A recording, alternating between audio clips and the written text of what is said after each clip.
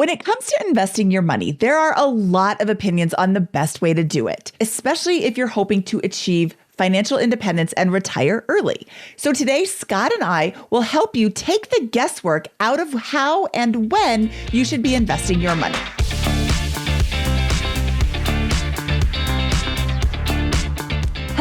Hello, and welcome to the BiggerPockets Money Podcast. My name is Mindy Jensen, and with me as always is my Investing in the Right Order co-host, Scott Trench. Thanks, Mindy. In today's episode, we're going to take some steps to teach you what the right steps are in terms of what you should do with your money. Today's episode is an attempt to answer the question, what should I do with my money as I accumulate it?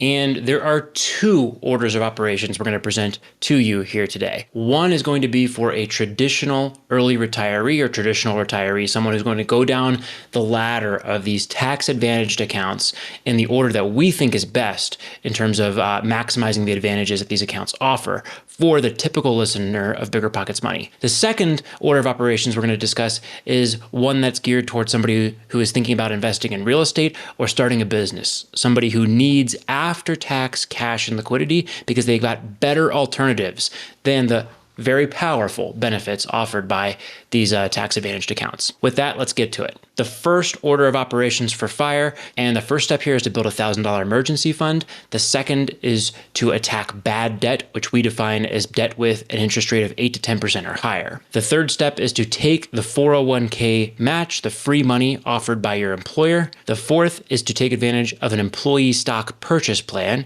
purchasing the stock at your company at a major discount. The fifth step is to fully fund your emergency fund, which we're defining as a $10,000 minimum or 3 to 6 months of spending, whichever you're more comfortable with. The sixth step is going to be the HSA, funding the HSA, which we believe is the ultimate early retirement account because money goes in tax-free, grows tax-free, and it can be spent tax-free, unqualified medical expenses. The seventh step is going to be to fully fund the 401k. Eighth step is going to be to fully fund the Roth IRA. Some people will flip those. We're fine with that. If you want to flip those, that's the order that we're going with as the default for most people. The ninth step is going to be to fund the 529 plan. The 10th step is to fund your taxable brokerage accounts. These are the after-tax brokerage accounts where you can invest in stocks, bonds, and all the other classic investments once you have maxed out all the opportunities that you want to in these tax-advantaged accounts I just discussed. And then the 11th, last, and optional step is to pay off low-interest rate debt, which may include your home mortgage. This is a very popular step among people who actually become financially independent, but it is by no means required. Many people choose to opt out of it. Okay, the second order of operations is going to be very similar to the first one through the first 5 steps. We still recommend that you build out a $1,000 emergency fund. We still recommend that you pay off high interest rate bad debt as step number 2. We always would take free money before attempting to make even more in real estate or business by taking that employer match. I continue to believe that in the employee stock purchase plan, if you have one, if you have the ability to buy stock at a significant discount through an employer, trumps most different investments you can make, even in business and real estate. And last, fully funding an emergency fund is critical. You may even want to increase the amount you put in to an emergency fund if you're going into real estate or business for yourself.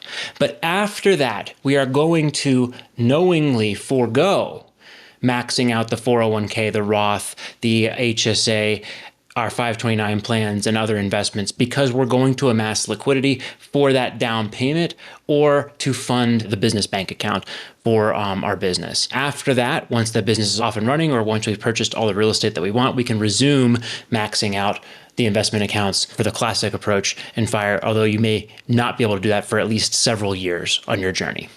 Okay. How'd I do there, Mindy? I thought that was great, Scott. I would like to dive a little bit deeper into each one of these to explain why we feel this is the correct order of operations. Let's go back up to the one for FIRE, for early retirement. Your first step was to build out a $1,000 emergency fund. Why? This is a buffer against disaster, right? And there's nothing new with this. This has been around for a long time. This is baby step number one. If you go to Dave Ramsey, almost anybody that talks about money will discuss this as the very first step, and for good reason. If you don't have $1,000 or something, you can pick 2,000, you can pick 500, some buffer between you and the world. Every day is an emergency, and any problem that strikes later in life or later in your financial journey, at least, you won't even think about as an issue. That can just totally derail what's going on here. And we need to have this insulation from the daily challenges that we all face in life, like a windshield replacement or, a flat tire, whatever that is. Mindy, what do you think about the second step here? The second step, paying off your bad debt. I totally agree with this, although I can see where some people would say, no, I don't want to do that. Episode 35 with Craig Kurlop showed how he used real estate to fund the payoff of his debt down the road, and he didn't start here. But I think for most people, paying off that high interest rate debt, 8 to 10% or more, is going to give you the best bang for your buck. It's kind of like a guaranteed return. The amount that you're paying in interest is a guaranteed return for how much when you pay it off. Absolutely. Yeah. And I would also say that bad debt, and typically in a lot of these situations, is something that people are not deducting. So it's even worse than that, because if you were to earn an 8 to 10% interest rate return on some sort of investment, you'd pay tax on that kind of gain. This is a 8 to 10% after-tax guaranteed return. If you've got debt of this type, there's really nothing in life that will beat it. It's an emergency. It's not so bad an emergency that we want to forego our $1,000 buffer against the world, but it's the whole reason that I'd want to build out the $10,000 emergency fund in step 5 here. It would be to avoid bad debt of this type. Exactly. That's why we've got the $1,000 initial and then payoff debt is number 2. The third one, Scott, is your 401k match. Talk about that. It's free money. If I'm able to contribute to a 401k, 3 to 5% of my salary, let's say I make $100,000 and I'm able to contribute $5,000 to my 401k, my employer will match $5,000, or even if it's a 50% match at, $2,500. I mean, that's an incredible return. That year one return is going to trump almost anything else that you could possibly do with your money in that first year. I think you got to take that gift to make sure that you are taking advantage of that benefit if your employer offers it. It's usually also, again, not super small. 3 to 5% is not meaningless, but most people should be able to take advantage of an opportunity like that pretty easily without noticing a big problem in their lives. I want to point out that every employer's 401k matching is different. So you definitely want to talk to your HR department just to make sure that you're not front loading it and then not getting all of the match. I've seen people where they put, $10,000 into their 401k in January to get the growth throughout the whole year, only to discover that their employer will only match 3% per paycheck over the course of the entire year. So definitely talk to HR about how your plan works. All right, Scott. Next up is the employee stock purchase plan. I have never worked at a company that gave me an employee stock purchase plan, so this is not something I'm super familiar with. Why do you like it so much that you put it here on step number 4? This will apply to probably a minority of people watching this, but you have to put it into the order of operations, because if you do have access to one of these things, you've got to take advantage of it. At my first employer, we were given the option to participate in the employee stock purchase plan, where we could purchase shares of the company. It was a publicly traded company at a 15% discount once per quarter. And you could then immediately sell the shares for a 15% gain. And this was incredible. I think the limit was something like $30,000 per year. And so this is another $4,000. And if we're going to say, take your 401k match, why would you not also take the $3,000 or $4,000 in free money, basically, that you can get from just paying an employee stock purchase plan?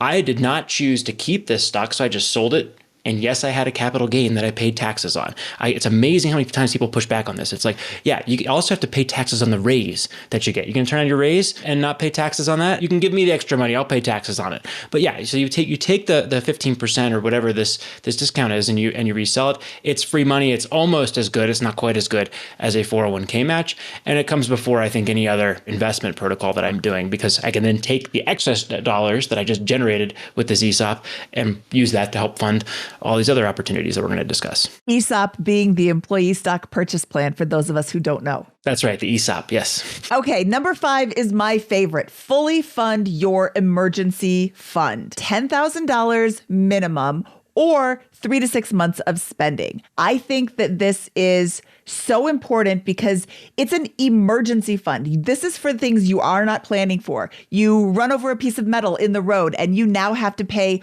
for 4 new tires and some damage underneath your car. You slide into a snowbank like I did and break your ball joint and you have to now pay to get that fixed because I don't know what that does, but it makes the car go and it's really important apparently. What if you lose your job? What if you get sick or your spouse gets sick and you have to take time off work to heal?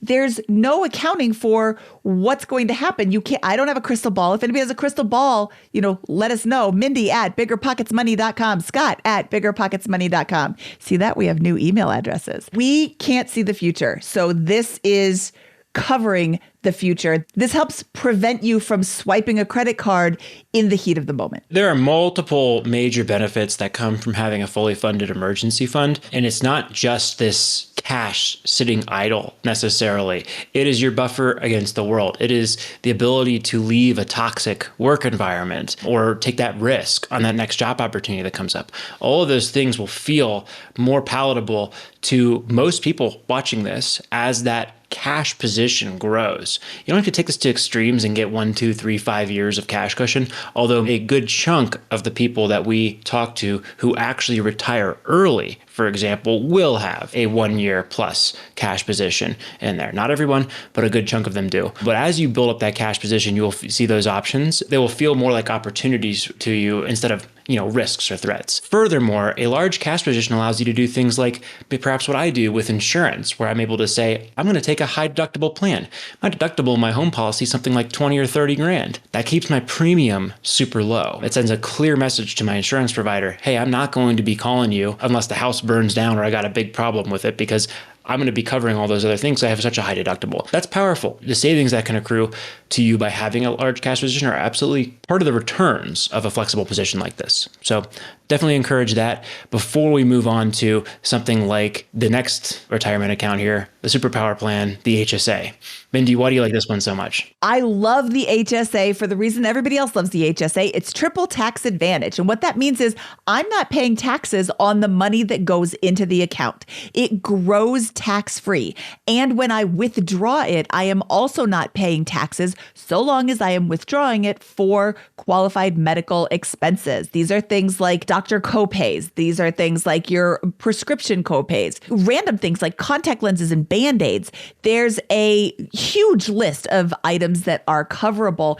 But what I also like about this is I can invest this money as I see fit. I opened up an account at Fidelity and I put all of my HSA money in there. I invested in whatever stocks, index funds, whatever I want. And so that allows me to kind of supercharge this money's growth. Then I just cash flow all of my medical expenses right now. Oh, braces. If you have 2 teenagers who both went through 2 rounds of braces, that's not cheap. I think I bought my orthodontist a new car or boat or house or all 3. So those are all qualified expenses. You just go to your HSA and you say, here's my receipt. I would like this much money, please. And they give it to you and you pay no taxes on it. So you're reducing your taxable income. You're growing tax-free, investing wherever you want within reason, and then paying no taxes when you pull it out. I completely agree. It's a superpower account. You got to fund this one first. A couple of other notes on this are, like Mindy said, keep all your receipts for every medical expense, and that can include personal care items as well. So make sure you understand what that scope is, because you can reimburse yourself for expenses in 20 years. You can reimburse yourself from your HSA for expenses that you incur today. So keep all those receipts in a big folder. This is a practice that I started a couple of years ago because of Mindy's coaching. The other thing to note here is that you must have a high deductible healthcare plan in order to qualify for an HSA. These usually come with high deductibles and high out-of-pocket maximums. Not everybody has access to one of these or can access one of these, but if you can, and you believe that you have a reasonable likelihood of not hitting your high deductibles or high out-of-pocket maximums in any given year, you may want to opt for that higher deductible or higher out-of-pocket maximum plan that your employer offers, or pick one on the exchange if you're able to do that, because those are the plans that qualify you for an HSA. One kind of fun story on this is 7-8 years ago, BiggerPockets did not offer a HSA compatible plan because we offered a really excellent healthcare plan that had very low out-of-pocket maximums and low deductibles. And Mindy comes up to me and says, Scott, I want an HSA compatible plan. I'm like, Mindy, if we do that, we're going to give you worse healthcare coverage. She's like, I don't care. I want an HSA compatible plan. So we have the option now where people can choose the high deductible plan, which is the worst plan, the cheaper plan for the employer, or the lower deductible and lower out-of-pocket maximum plan, which is not HSA compatible. So Mindy saved the company a lot of money and gave us all more options, which I ended up choosing, of course, the HSA plan the next year as well. I love when it looks like I'm saving the company money, but it's actually I'm just doing it for me. Yeah. So lesson learned, if your employer does not offer an HSA compatible plan, suggest that they do, because it would be cheaper for them and for you if you're paying any portion of that premium, and you'll have an HSA compatible plan, which is, again, the Superpower retirement account. Speaking of superpowered retirement accounts, Scott, next up is the fully funded 401k. So in 2025, the contribution limits are $23,500 for somebody who is under 50. If you're over 50, that goes up by an additional $7,500. And if you are age 60, 61, 62, or 63 under the Secure 2.0 Act, you can contribute your catch-up up to $11,200 over the $23,500. I can't wait till I turn 60. One note that I'll call out here is there's a long-standing debate about whether the 401k or the pre-tax account. So if you are military or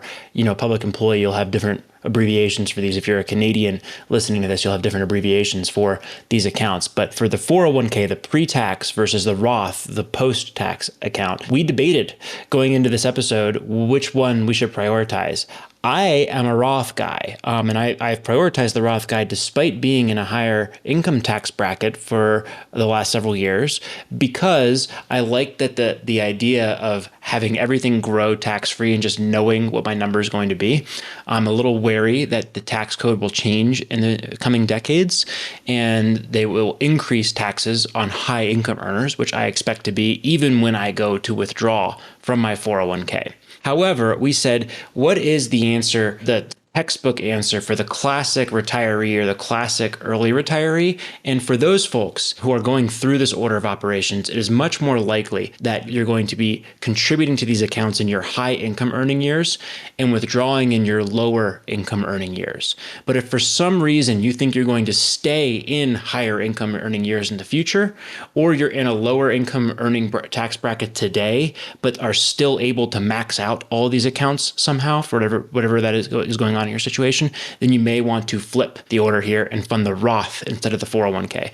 But for the typical person watching this, we think that the 401k and then the Roth is the right order of operation. Do you agree with that, Mindy? I do agree with that. I am contributing to the traditional because I'm trying to reduce my taxable income. I'm also over 50, so I have that extra $7,500 that I can put in there.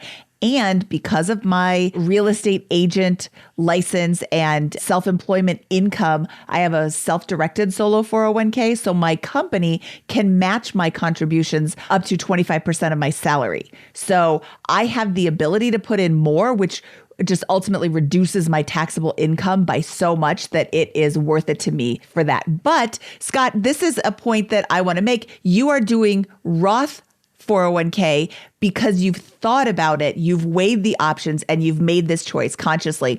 I have done the same thing just with the traditional. I've weighed the choices, and I want to reduce my taxable income now. It's not like Scott's right or I'm right. I'm right for my circumstance and Scott's right for his circumstance. So we just want you to think about why you're doing it, not just, oh, well, Scott does it, so I'll do it too. It might not be your best option to do the Roth. It might not be your best option to do the traditional. You just have to do the math yourself. And I think if you're listening to this, the most common answer will likely be max out that 401k. Speaking of Roth, Scott, next up is the Roth IRA.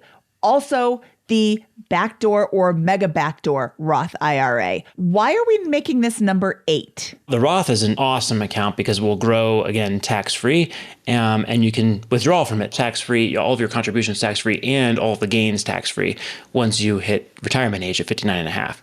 So it's a really powerful account. And I think that even if you're skeptical of tax brackets in the future, I think there's reason to be very hopeful that there will be no changes to the rules around the Roth IRA, and that money will truly be yours to spend without tax or penalty in future years of retirement. It's also a really great estate planning tool.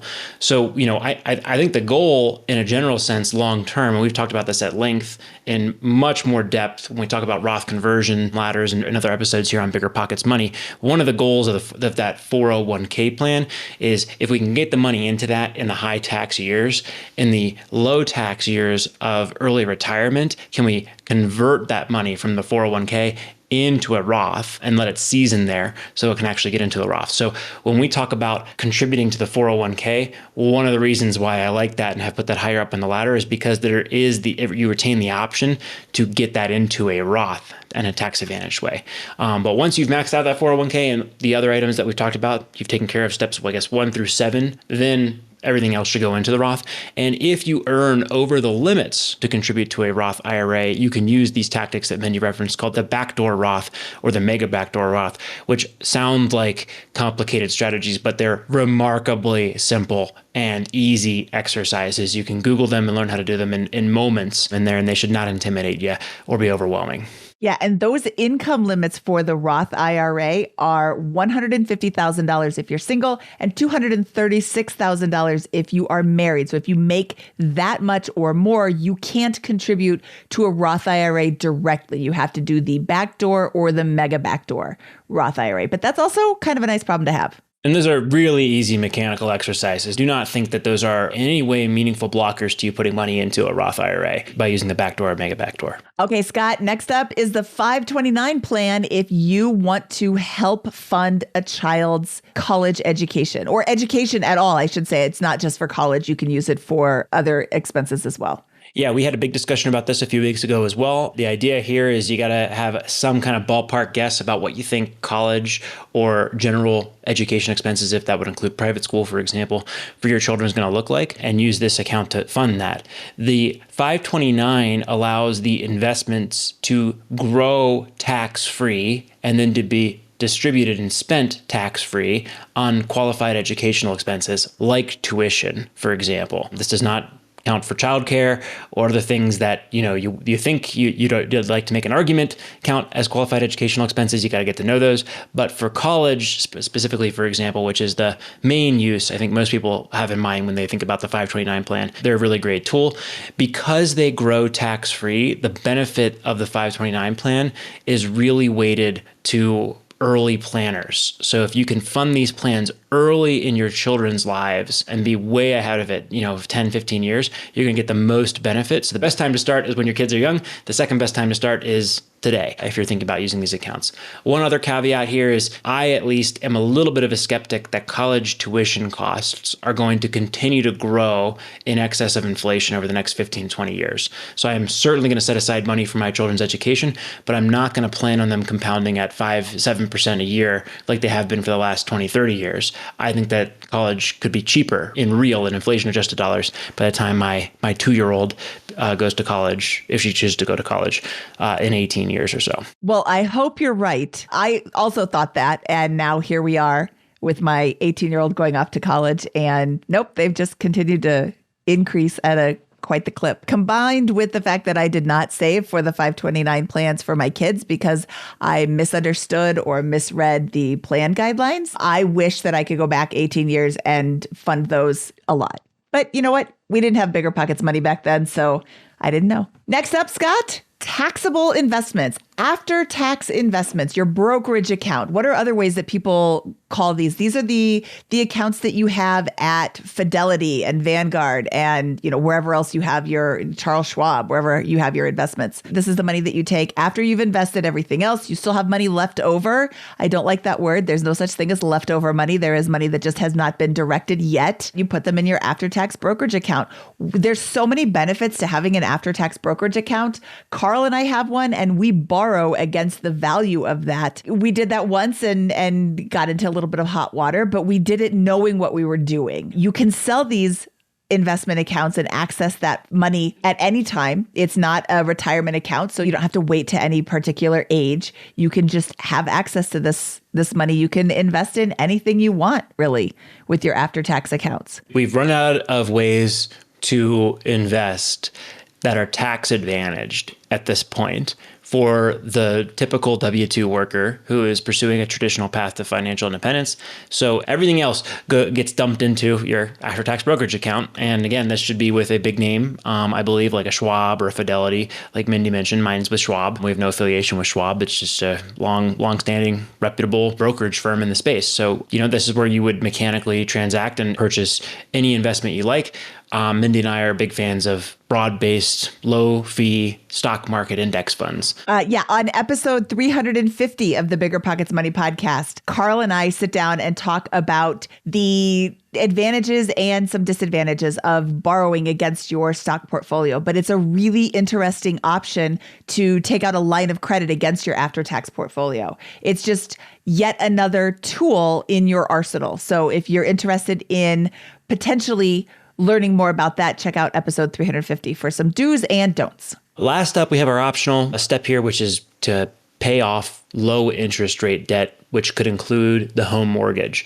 And this is a debate. There's no right answer to this question. For reference, I have chosen to not pay off the low interest rate mortgages on rental properties that I own, but I did choose to purchase my home without a mortgage because I purchased my home in 2024 after rates had risen. So I like the idea of a guaranteed 6+% interest rate that I was saving on that by not having a mortgage. I don't like the idea of paying off the 3 or 4% interest rate mortgages on my rentals, especially since 100% of the interest on those mortgages are deductible against the rental income. So there's no right answer to these questions, but I will say that we do find it to be a very popular choice among people who actually retire early to either not take on any additional debt or proactively pay off remaining mortgage balances, including low interest ones. Yep, that's a personal decision. And if you feel strongly one way or the other, then go that direction. I have chosen not to pay off my mortgage, although Carl and I are building a house, and that house will technically not have a mortgage by the time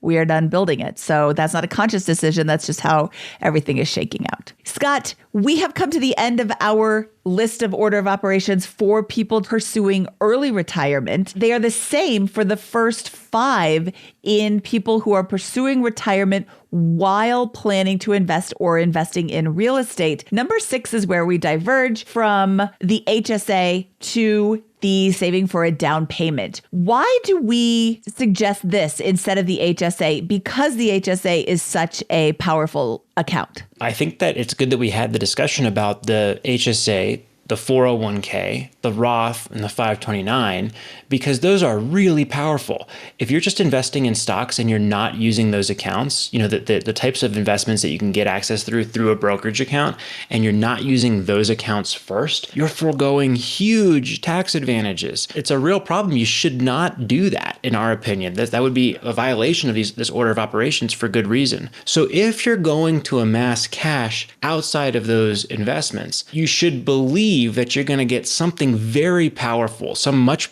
better return, like something like a 15, 17% plus return over the first couple of years, for example, in a real estate investment.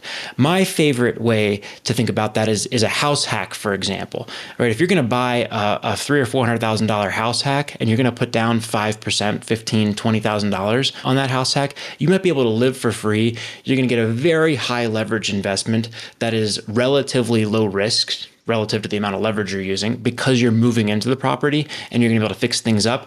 That's what I did when I was 23, and I reaped huge advantages from that because it propelled my real estate career and allowed me to amass a lot more cash because tenants were paying down my mortgage and allowing me to accumulate much more rapidly over the course of my life. So by doing that for 1, 2, or 3 years, you can really set yourself up, but you're absolutely taking a huge opportunity cost cost because you can't accumulate liquidity in most cases. Most people cannot go neatly down the stack, fully funding the $8,500 in the HSA, putting $23,500 into the 401k, maxing out the Roth with another $7,500 on an annual basis, and then still have enough cash left over to actually make meaningful investments in real estate. You must make a choice at some point, and it's a hard choice. There's real opportunity cost in both areas. And I would just encourage you, if you're going to go into real estate, you're going to go into business, know that you really need to get probably in that 15 plus percentage points of return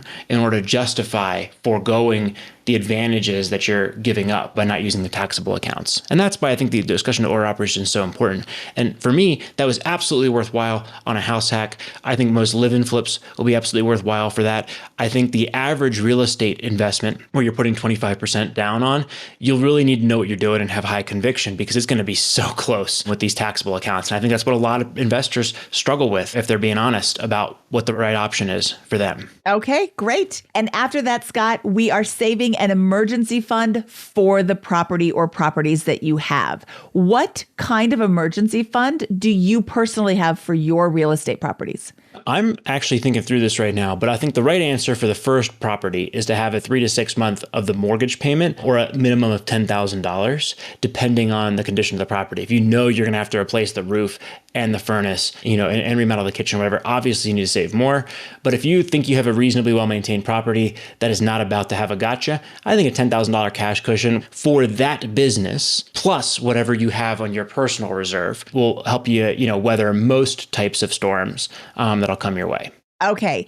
After you have saved for your down payment and you have saved for your emergency fund for your property, then we jump back into the HSA, the fully funded 401k, the Roth IRA, the 529s, the taxable investments, and then the optional low interest rate debt, maybe your primary mortgage. Once you're done buying real estate, resume the order of operations that we just discussed. Absolutely. All right, Scott, this was super fun. I love how we just marched down these items so that people can get an idea of where we're thinking about your money should be going. Before we stop, Scott and I have new email addresses. I am Mindy at BiggerPocketsMoney.com and Scott is Scott at BiggerPocketsMoney.com. Please send us an email and let us know how you like the show. And we're going to be building out BiggerPocketsMoney.com. So if there's any resources or things that you'd like us to build out on there, that is going to be free. So we look forward to building that out and having people access it. Let us know what tools, resources, or new content we can produce that would be most helpful to you in guiding decisions on your journey to financial independence. That wraps up this episode of the BiggerPockets Money Podcast. He is Scott Trench. I am Mindy Jensen saying until next time, Lime.